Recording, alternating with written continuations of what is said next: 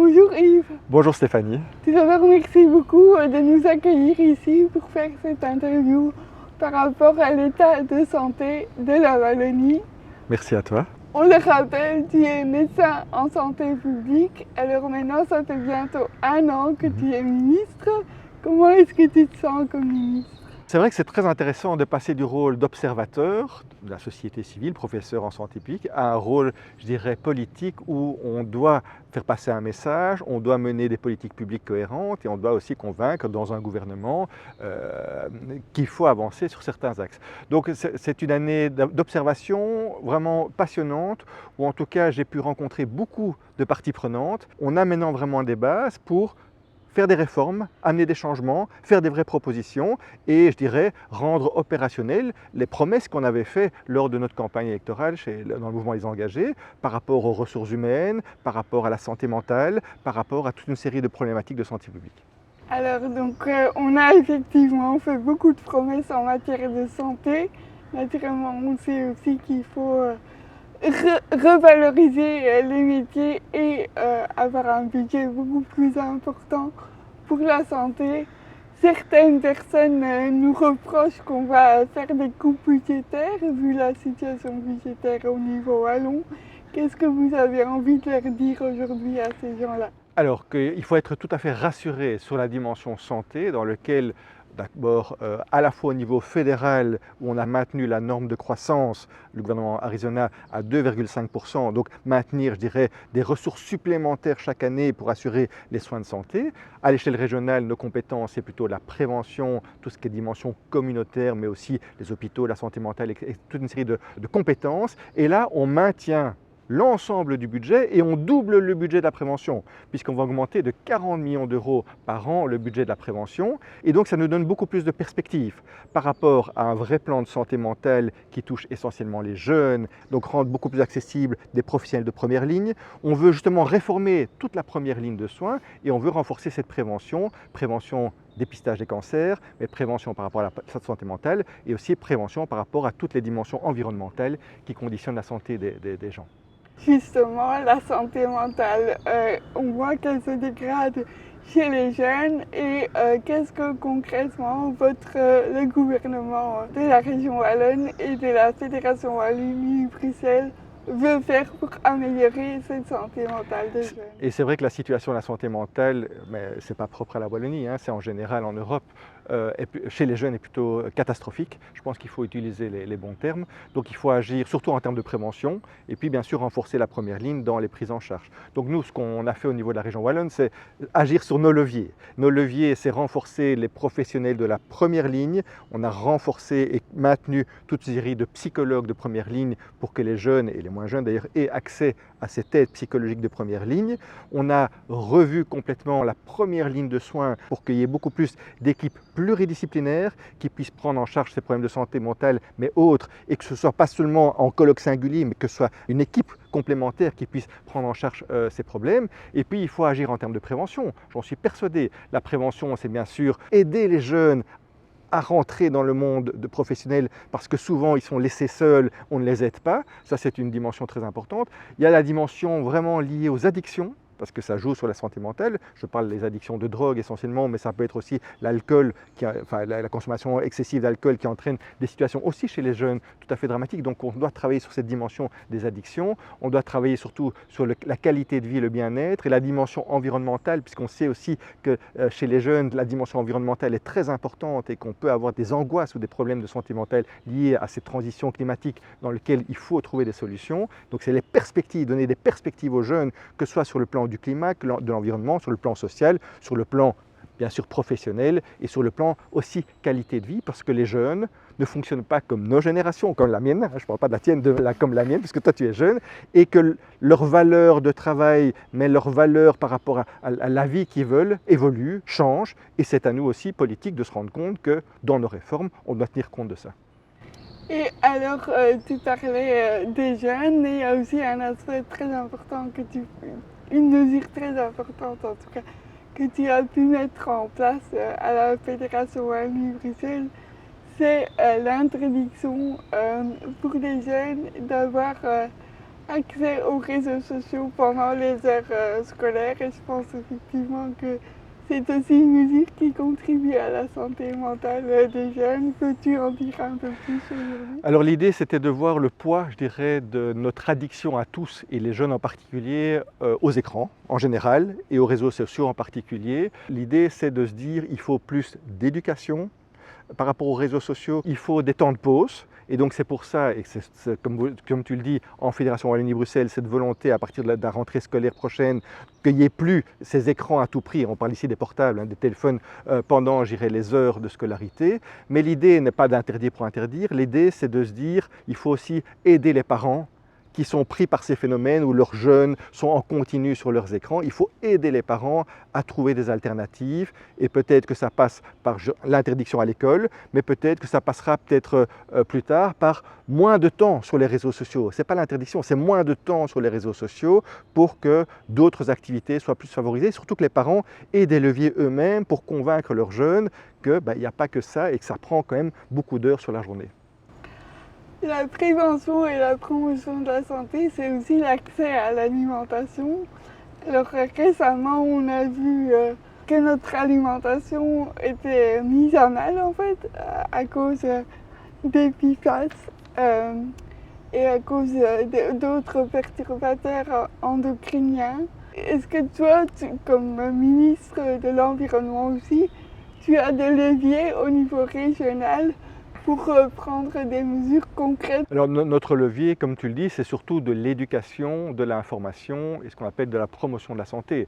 C'est donc d'expliquer aux gens les risques en termes, comme tu l'as dit, de toxiques environnementaux qui se retrouvent dans notre alimentation, de réexpliquer aux gens, et ça je parle par rapport à la malbouffe, que l'alimentation est notre déterminant majeur de notre santé. C'est ce qu'on mange depuis notre petite enfance qui conditionnera, alors c'est un facteur, mais c'est un facteur très important, ce qu'on va devenir plus tard en termes de maladies chroniques, en termes de surcharge pondérale, d'obésité et puis bien sûr de risque de cancer potentiellement. Donc il faut expliquer ça aux gens que l'alimentation c'est quelque chose sur lequel on ne rigole pas.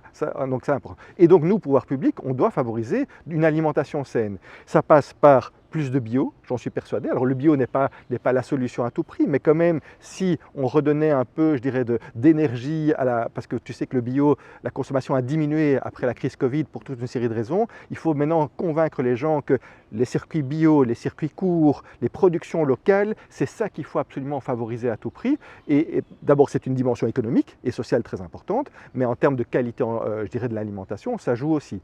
L'idée aussi, c'est de dire aux gens, mais attention, diversifiez aussi vos sources alimentaires, parce qu'on sait malheureusement qu'il y a des pollutions de sol. On a vu maintenant que par exemple les œufs que les gens produisent eux-mêmes sont parfois plus contaminés que ceux qu'on trouve dans les magasins. Donc variez vos origines alimentaires en termes de sources de production. Alors il y a des ambitions européennes vers plus de bio, arriver à 30%, mais par exemple au niveau de la région wallonne, nous on travaille avec les collectivités, les cantines des écoles, plus de goûter cantine durable, c'est un des slogans. On veut que dans les hôpitaux, que dans les maisons de repos, dans toutes les collectivités, au moins où les pouvoirs publics ont une influence en termes de subsides, on arrive à 30, 40, voire 50% de leur consommation alimentaire qui soit venue du bio ou des circuits courts. Voilà, donc ce sont des ambitions, on y arrive parce qu'en fait les collectivités sont demandeuses. Mais non, ça coûte plus cher, ça demande des réorganisations logistiques, mais quoi qu'il en soit, on voit que en 2025, il y a un changement dans la prise de conscience et que ce soit dans les hôpitaux, les maisons de repos, les écoles et je pense aussi chacun dans les familles, il y a un changement qui est en train de se faire pour cette alimentation plus qualitative. Nous, pouvoir public, on doit favoriser ça. Alors pendant la crise Covid, on a beaucoup parlé de vaccination. Ici, on voit que la rougeole réaugmente justement par le fait qu'il y a trop peu de personnes qui sont vaccinées. Alors quel est l'état ici en Wallonie par rapport à cette recrudescence de la rougeole? Alors les couvertures vaccinales, alors on parle surtout de la vaccination de l'enfant, donc la vaccination de moins de 5 ans, on parle d'une quinzaine d'antigènes, ça fait vraiment la rougeole, rubéole, orion, polio, tétanos, etc. En Belgique, il n'y a que la polio qui est une vaccination obligatoire. Donc ça, chacun doit le faire et présenter à la commune le fait que l'enfant est vacciné. Et pour les autres, ce n'est pas obligatoire, si ce n'est que lorsque tu rentres dans des crèches ONE ou autres, il y a une série de vaccinations qui sont nécessaires. Quoi qu'il en soit, on observe en effet des épidémies de rougeole ou d'autres épidémies de maladies infantiles, mais en fait qui avaient disparu. Et pourquoi? Parce qu'en fait, la couverture vaccinale à l'échelle de la population reste bonne, autour de 93, 95, 97%, et on sait qu'au-dessus de 90% c'est bon, mais malheureusement on trouve des poches de population qui ne se vaccinent plus. Le mouvement anti-vax en fait, avait déjà commencé bien avant la crise Covid, et ça vient d'Amérique du Nord, où on est persuadé que les vaccins sont toxiques, etc., ce qui est tout à fait faux. En tout cas, les vaccins de l'enfant, on parle bien. Et donc, on observe en Europe donc, des poches épidémiques de rougeole, qui est une catastrophe, puisque la rougeole est une maladie grave, c'est une maladie infantile, mais qui peut entraîner bien sûr des complications de type neurologique ou pulmonaire. Et donc, il faut travailler sur resensibiliser l'ensemble de la population, et je parle des jeunes parents essentiellement, sur l'importance de la vaccination, l'importance du respect du calendrier vaccinal avec le démarrage de la vaccination du nourrisson à 2 mois pour que l'enfant soit complètement vacciné et à l'âge de 3 ans, il soit complètement protégé de toutes ces maladies. En Wallonie, on manque de médecins généralistes et on manque aussi de médecins spécialistes, ce qui fait que les listes d'attente pour avoir un rendez-vous sont extrêmement longs. Est-ce qu'au niveau de la Wallonie, tu as déjà pu prendre des mesures pour renforcer la présence de médecins généralistes, surtout dans des coins un peu excentrés? Alors d'abord, il y a une grande victoire déjà au niveau fédéral, puisqu'on a eu, et je pense que les engagés ont été le moteur de ça, l'augmentation du nombre de numéros INAMI. Donc plus de jeunes peuvent rentrer déjà dès l'année prochaine dans la formation médicale. À partir de 26-27, les universités doivent se préparer à accueillir plus de 250 jeunes minimum qui vont renforcer, je dirais, les effectifs de médecins une fois que leurs formations seront finies. Et on estime que pour l'aspect francophonie, à partir de 2031, 2032, 2033, on aura environ 1200 médecins qui pourront sortir des études. Donc ça fait quand même un gain de plus de quasi 250-300 médecins supplémentaires. Donc ça, c'est déjà la bonne nouvelle. Si ça marche comme ça au niveau fédéral, fatalement, nous, au niveau de la région wallonne, on aura plus de ressources humaines. Alors moi, j'ai aussi dans mes compétences la façon dont ces médecins se répartissent dans les spécialités. Actuellement, on veut qu'au moins 43% des médecins qui sortent de leur étude fassent la médecine générale. On pense que c'est encore trop peu, donc on voudrait travailler pour que 50% des médecins qui sortent dans l'avenir puissent avoir cet agrément et faire jouer ce rôle de spécialiste en médecine générale. Donc il faut augmenter ça. Et bien sûr, il ne faut pas oublier les autres spécialités qui sont en pénurie, les gériatres, les psychiatres et d'autres spécialités médicales sur lesquelles il faut aussi rééquilibrer les choses avec les 50 autres % des jeunes qui seront diplômés médecins. Ça, c'est une chose. Maintenant, au niveau de la région wallonne, on doit favoriser l'implantation de médecins dans les zones rurales, dans les déserts médicaux, qui est aussi une réalité, bien sûr, dans le sud du pays. Et pour ça, on doit continuer ce qu'on appelle le processus Impulseo. C'est un processus de motivation où on permet aux jeunes médecins de s'installer. Ils reçoivent une prime à l'installation, ils reçoivent des aides administratives s'ils le souhaitent, et donc ils ont un encadrement qui leur permet de s'installer dans une zone en pénurie. Maintenant, on sait que le médecin, pour qu'il s'implante en zone rurale, il lui faut aussi d'autres conditions. Il lui faut une école, il lui faut une vie sociale, il lui faut toute une série de dimensions beaucoup plus personnelles et liées au fonctionnement de sa famille. Donc il faut aussi que les communes nous aident par rapport, je dirais, à faciliter l'accueil de ces médecins, bien sûr, et peut-être leur donner quelques avantages locaux par rapport au parking, par rapport éventuellement à des taxations locales, etc., pour aussi les aider à s'implanter. On voit aussi que les infirmiers et les infirmières manquent cruellement, alors que c'est un métier essentiel. Et donc, qu'est-ce que tu vas faire pour renforcer le nombre d'infirmiers et d'infirmières en Wallonie? Alors de nouveau, et je sais très bien que les infirmiers, infirmières, le personnel de santé a fait fortement confiance au mouvement des engagés lors des élections et d'ailleurs je suis aussi le reflet de ça puisque je suis ici de ce monde médical de la santé publique et donc on doit remplir nos obligations de campagne et pour ça c'est de travailler avec les différents niveaux de pouvoir. Pourquoi? Parce qu'en fait moi je n'ai pas tous les leviers par rapport à ça. Il faut d'abord qu'au niveau fédéral on ait une vraie concertation sur la valorisation salariale salariale des infirmiers. Nous, à notre niveau, à l'échelle de la Fédération Wallonie-Bruxelles, c'est l'aspect formation, c'est l'attractivité des formations, c'est redonner crédibilité dans les métiers du soin et qu'il y ait plus de jeunes et aussi des jeunes hommes qui rentrent dans les métiers d'infirmiers et infirmières, mais aussi dans d'autres métiers paramédicaux en pénurie, comme les kinés ou autres. Ça, c'est le rôle de la Fédération Wallonie-Bruxelles et ça se passe avec mes collègues ministres. Et puis moi, au niveau de la région wallonne, c'est travailler sur les conditions de travail. Parce qu'on sait très bien que pour entrer dans une profession, ce n'est pas simplement l'argent qu'on reçoit mensuellement, ce n'est pas le salaire, c'est la manière dont les conditions se passent. Et donc, il faut travailler sur des meilleures conditions de travail. Et donc là, au niveau de tout ce qui est maison de repos et collectivité, on revoit les normes d'encadrement pour justement dégager plus de temps qualitatif aux infirmiers et infirmières. C'est un travail qui est en cours et qui sera fait sur cette législature. On va donner certaines obligations aux employeurs par rapport aux conditions de travail et par rapport surtout aux horaires qui sont parfois très compliqués pour ce type de profession. Et donc voilà, donc on essaye vraiment aussi de valoriser ces professions. Et puis il y a tout le virage ambulatoire, puisque avec le vieillissement de la population, on sait très bien que les solutions, ce n'est pas dans les institutions de type maison de repos, c'est à domicile, laisser le plus d'autonomie aux personnes tout au long de leur vie et de leur vieillesse. Et pour ça, donc, on a besoin de professionnels de santé de première ligne, et donc on veut renforcer les métiers de la première ligne, des infirmiers, infirmières et de soignants,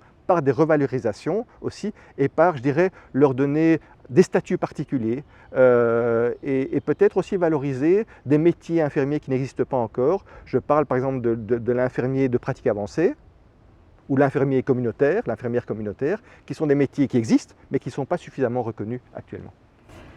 Merci beaucoup Yves. Alors Merci. j'ai encore une toute petite dernière question pour la route, puisque tu es aussi ministre du handicap et que tu sais que c'est un sujet qui me tient fortement à cœur. Alors je voulais voir avec toi quelles sont les 2-3 mesures sur lesquelles tu vas avancer durant cette législature pour améliorer l'inclusion des personnes en situation de handicap. Merci pour la question.